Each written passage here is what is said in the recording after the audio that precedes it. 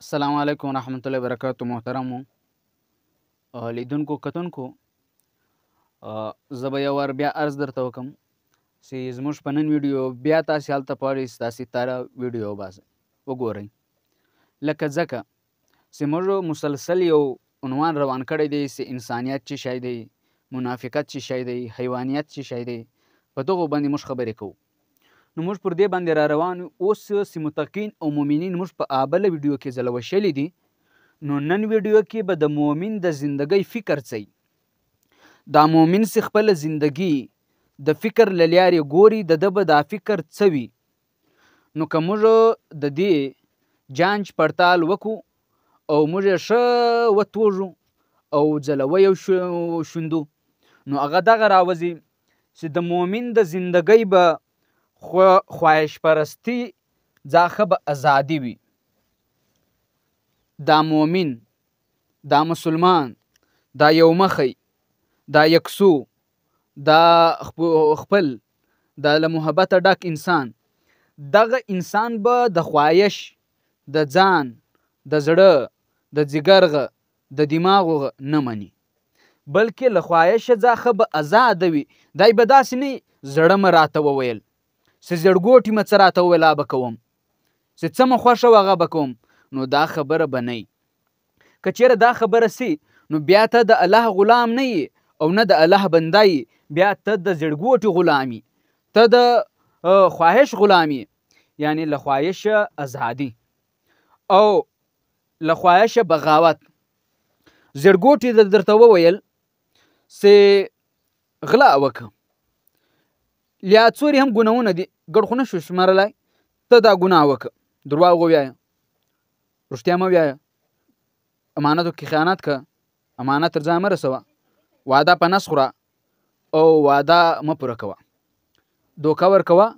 له دوکې څخه ځان او بل مه بچت کوه. نو دغه نمونه کوي، نو بیا خو ته بغاوت نه سې کوي. ته به پر دغه ځای و دا نفس ته، و دا زړګوټي ته، و دا دماغو ته دغه ووایې چې یا، یعنې ته به زړګوټي او زړه ته و دماغو ته دا خبره وکړي چې زه دا خبرې بالکل نه شم منلی، زه به رښتیا وایم، د رښتینو به ملګرتیا کوم، واده به په سره سوم، په امانتو کې به خیانت نه کوم، چاته به دوکه نه ورکوم، غلامي به د خواهش نه د خدای کوم، غلامي به د خواهش نه د خدای کوم. نو د دې په باره کښې په دوم رایس دلته نمبر ولګو، 1 نمبر 2 دوه بنیادي اصول دي. یعنی د مؤمن د زندګۍ د فکر د بنیادي اصول چې کوم ادبا دي، په دغه دوه اصولو کې که موږ سر خلاص کړو، دغه دوه اصول په ځان کې راولو، د لو فلسفې زده کېدلو ضرورت به نه وي. ځان د خالق غلامي، ایاک نعبد و ایاک نستعین، د لمانځه په هر رکعت کې، نفل وي که فرض، واجب وي که مستحب، په هر یو کې موږ ورته وایو چې ایاک نعبد، دا موږ له خدای سره 15 وخته په 15 لمانځو کې په هر رکعت کې له خدای سره وعده کوو.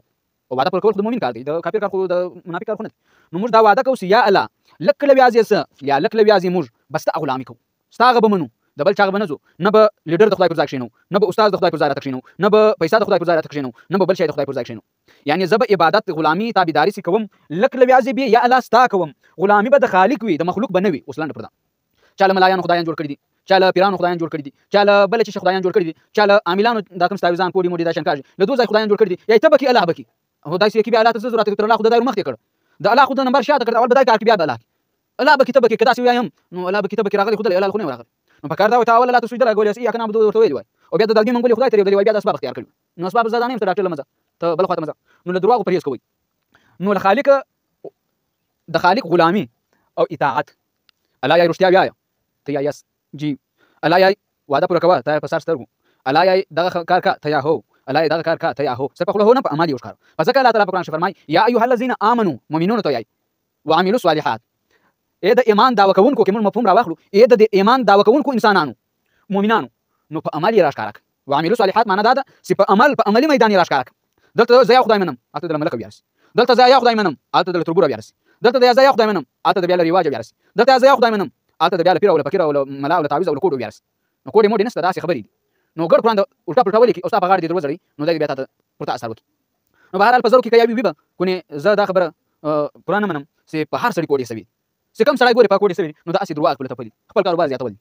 د خالق غلامي اختیارول. په هر مانځه کې په هر رکعت کې الله ته وایو چې یا الله زه به ستا غلام یم، چې لمسي د بیا بار فشار کښېږدو، یا الله زه به د تربور یم.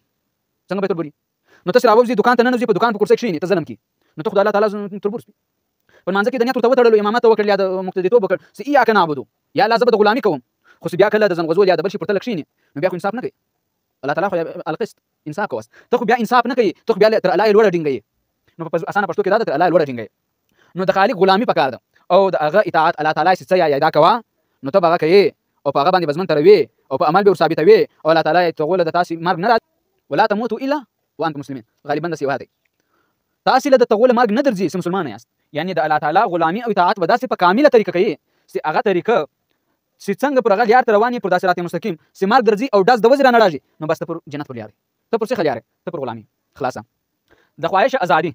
د خواهش غنه منل له خواهش سره ضد کول له نفس سره ضد کول د نفس غنه منل ځان لوی نه ګڼل له ځان ځخ او بل بل نه جوړول چې زه خو ملایم زه خو تبلیغ یم زه خو پیر یم زه خو فقیر یم زه خو دنګر یم نو دا خواهش دی نو خلک ځان را بولي دا خواهش دی او که خلک الله له بولي دا خالق غلامي ده غلامي د خالق کول او منل د الله غ نو به هر حال اوس دا کم کافران له دو بعد چې کم کافران دي اهل کتاب په کافرانو شي اهل کتاب مثال يهود دي يهود نصارا مجوس اوس دا يهود او نصارا مجوس دي نو په دوی څه ټکل ویدل کافران نو دوی د تسلیث عقیده لري د تسلیث عقیده څه معنی دوی دا وایي چې الله تعالی خالق د مخلوق غوندې دی او موږ ورته وایي چې نه خالق د مخلوق غوندې نه دی اوس ما کمپیوټر جوړ کړی دی عقلي دلیل ما کمپیوټر جوړ کړی دی اوس څوک دا ویل چې محمد امین د کمپیوټر غوندې دی زه کمپیوټر غوندې نه ما خلاص د کمپیوټر لاس نه ماستر کې مغرونه تاسو پته لګا نو که سړی ګر کمپیوټر سره راځم کې بیا وایي چې دا کمپیوټر چا جوړ کړی دی دای هم دغه سي دی نو دا غلط دی نو پکړن چلر زه پرو چلر نو دغه نمونه دا يهود او نصارا یې چې درې خدای دي څوک یې سي پنځه خدای دي څوک یې سي ډېر خدایونه دي څوک یې سي اور یې مرګري دي څوک سپارښي بولي لیکن مطلب دا دی چې دا اهل کتاب دي اهل کتاب دا اهل کتاب دوی خو یکسو دي لکه ما سمخت المتقینو کې دي کدای یهود نصارا مجوس کدی دروغ نه وي واده په نس نه خوري په امانت کې خیانت نه کوي د نن او د سبا شخصیت یوي د جنن او د بار کردار یوي د خلی او د عمل میدان یوي د کونج مجلس او د بار مجلس یوي نو بیا خو دوی متقین دي خو په متقینو کې مؤمنین نه دي اته بیا مؤمن او اته کافر وکړه ویډیو تاسو وګورئ دای مؤمن پدا نه دی دا وایي چې خالق د مخلوق غوندې دی لکه الله تعالی په قران کې تشبیه کوي زما لاس ما سترګې زما پښې ما دغه نه د دې په اړه کې په سورۃ الشعراء آیات نمبر 11 کې الله تعالی فرمایي په خپل آخري ګډ بوک قران مجید قران فرقان حمید چې فرمایي ليس کمثله شیء صفای درته ویل دي چې ته یار د غلامی کوي نو دغه خالق په دا غلام ته وایي زما غوندې تاسو نه یاسته زما غوندې شان تاسو نه یاسته زما غوندې طاقت تاسو سره نشته زما غوندې شایست تاسو سره نشته زما غوندې خزانه د تاسو سره نشته نو دغه اهل کتابو تردید قران مجید په آیات وکړ په سورۃ شعراء آیات نمبر 11 شي اوس د متقینو د دومره تفکر کم د کفارو دا خو په یو دایره شي دغه زبتا سره خلاصېدل لپاره دا د مؤمن دایره ده مؤمن په دا کې اوس تر دا به وزنه بیا ایمان وز او دغه دایره د انسان ده د انسان ټیک دا دایره د مؤمن ده مؤمن په دا کې اندر ګرځي دلته به د غلامي د الله کوي د بل چا غلامي به نه کوي له دایره به بار نه وځي بیا د بل چا غلامي ته ایساره او دا دایره د انسانیت کافر اهل کتاب ته دا دایره راوتل دي دا بل دایره ته درې خدایانه جوړ کړی دي یا لړبای جوړ کړی یا چې بندګي د مخلوق شروع کړی ده بندګي د هغه سرشتيام یا واده پر کوي باندې خیانت نه کوي او دروغ نه کوي هغه خبره خو شي د انسان په دایره ځنه نه دي د مؤمن په دایره د باندې دي او د کافر یو بل دایره ده چې هغه د انسانیت له دایره سي وځي ودته بیا منافق وي الله تعالی سبحانه وتعالى اولئک الانعام دغه انسانان سي دي چې کله د انسانیت لوړي دوی به جناور سي خرب بس لونه بس میاجه بس غوا بس وزي بس اولئک الانعام بل هو ازوال مارون بس لړمان بس ودو انسانانو ته ودو مؤمنونو ته تکلیف رسي نو داس په سر خلاصوي اوس دا يهود او اهل کتاب کوم دي متقین دي کپ او که یو سوال څوک کوي چې دا څنګه متقین دي دغه دروغ مې یادم نو بیا موږ ته دي متقین بیا پاتنس بیا دوی په دا ګروپ کې رااله منافقین د بیا د دایره کراس کړي د انسانیت غیم کراس کړي ده او د منافق دایره لزان رسولي او کله ته منافقت راوړي بیا خو بيخي د اولای کلام بل هو ازل ولا دایره پراتاو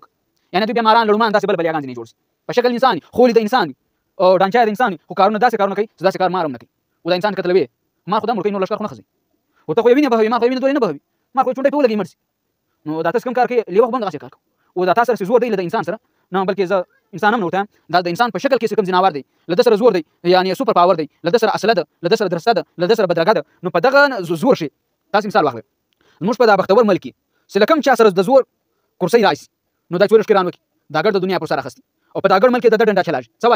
وجه ده دای دال راغلی دای دایره کراس کړي د الله غلامي اعلان کړی زه د الله غلامي نه کوم په خلق نه وایي په خلق ځان عالم بولی ځان حافظ بولی ځان مفتی بولی ځان ولی الله بولی ځان حضر علی السلام بولی ځان بل بل بولی یعنی په جنت کې هغه داسې ځای مسلمان دي معلوم دا یې په غزا کې نو په بشری ویني خو دای څنګه د الله غلامي په خلق دعوا کوي او په عمل دا کار کوي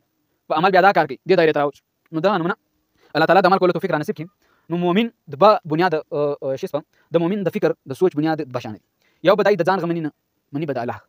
د ځان او د زړه او د خواهش او د دماغ کله هم وراله نو دای به دغه خلاف جنگاج سره سره ته ول بس غادي نه دای به بالکل اغه نه منی دای به د ژوندۍ پر هر مون باندې